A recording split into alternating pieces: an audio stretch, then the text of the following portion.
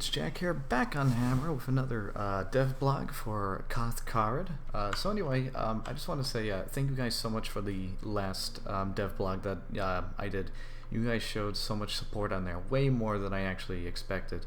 And it's really given me a morale boost to keep continuing with this map, considering you guys are very interested in seeing its completion. So let's get right into it. So for starters, this is red spawn. I really haven't done much with it except for pushing it back and pushing back the skybox a bit. Actually, this is a wall right here, so I think I might have made a small mistake with the skybox. Haven't done much with the displacements with the tunnel or anything over here because I'm going to be doing that last. I've really been focusing on other things. But over here is where I made a lot of major changes. So I put in the basic infrastructure, the basic formats for all the buildings last episode. But this episode, I decided to make them full-size buildings.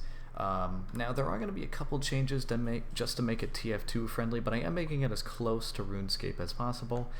So this is a place where there might be some health or ammo, but it is a little more open, just so there's not a bottleneck and you really risk getting killed just because of some ammo pack. I completed all of these buildings. I'm probably going to be adding some staircases and whatnot. I put in a couple of details up here.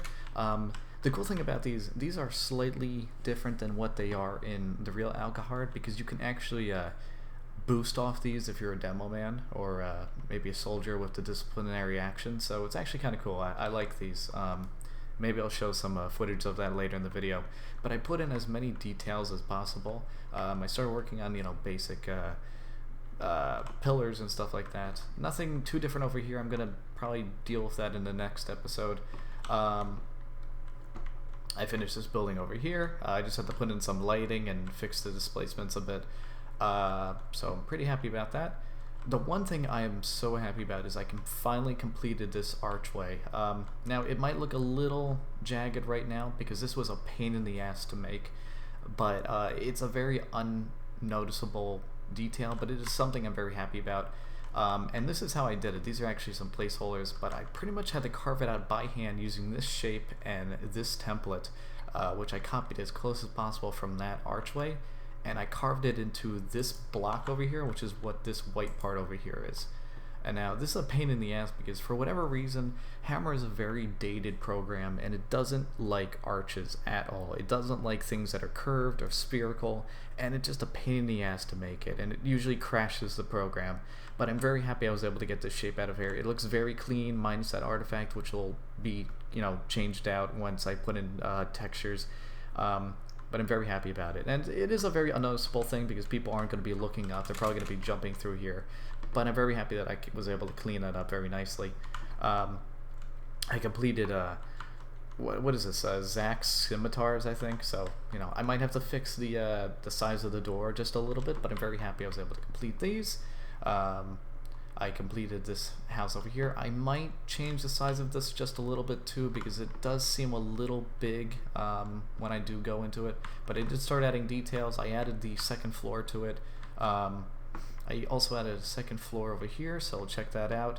I still need to work on this building. There's a couple buildings I still need to finish, but I want to get the main stuff out of the way first. So you come up here, you can go right in here. That's pretty much it. I added a roof, and there is going to be a second level, which I'll probably add in the next episode. I just want to get some other stuff out of the way first. Besides that, I also pretty much completed the entire half of the palace. I added a lot of detail back here, and you might see that's a little bit of a different texture. I'll get into that later. It's a placeholder. But I'm very happy about it. I'm probably going to start mirroring everything and then start working on the second level a little bit later, not quite yet, but soon enough, as soon as I get other bits of detail out of the way. I still need to work on these a bit. I did kind of touch them up a bit, but there's still a resizing issue and obviously a size issue. I mean, that's a huge doorway, but I'll get to it sooner or later.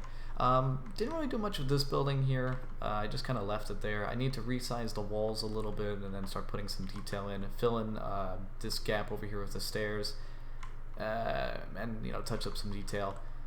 But not much of an issue. I also decided to put in the rest of the wall over here. Now I'm probably going to be changing it up a little bit, but I'm pretty happy with the way it came out. It gave me a nice range of what the size of this map is going to be. It's going to be a lot bigger actually, so I'm probably going to start taking out a part over there.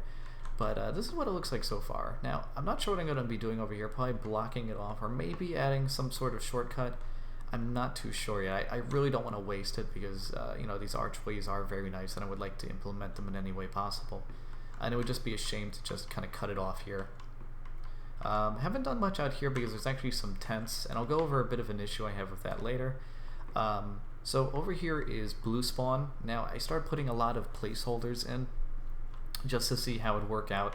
Now, the issue I had with the palace over here is that this, in reality, this whole thing is blocked off. And since the checkpoint is right smack dab in the middle of this palace, that means that blue would be at a disadvantage because they would either have to rocket jump over the palace or run all the way around while being in the range of sight of red, and also being, you know, while red is already taking the shortcut up the stairs to get to the checkpoint. So what I've decided to do is I'm going to kind of figuratively blow up the back of the palace, and this is kind of the idea I had. It would be a bunch of rubble down here, and then they can just run up and get up here. There's also going to be a couple of ways for them to get up on top, which I will add in the next episode. But I started doing some experimenting. I'm happy I was able to get this archway in. It's this rounded part. It's very difficult to make. Well, not too difficult, but it is kind of annoying to make, and I'm not too great with making rubble, so I'm experimenting a little bit with that, but it does seem like it will work. So yeah. Now over here I started doing some mirroring of the archway that is over there. Now this isn't the completed one, this is an early one that I had made, because I just wanted to get a feel of the size of this. Now usually for TF2 maps they're just mirrored. Now I know other maps in other video games, they're completely unique on both sides, but they do have a basic shape. But for TF2 maps, for the most part, they're just mirrored over minus a couple of details. So yeah, I just wanted to kind of see this archway is going to be in here. It is going to be a little different than the real Alcard, but that's okay. Now I had to push blue spawn all the way back, and you might see a couple artifacts over here, I'm not too sure. But the reason for that is that this just was not enough space at all. It takes about 10 seconds for red to get to spawn, but it only took about maybe 5 or less for blue to get to the checkpoint, not to spawn, the checkpoint.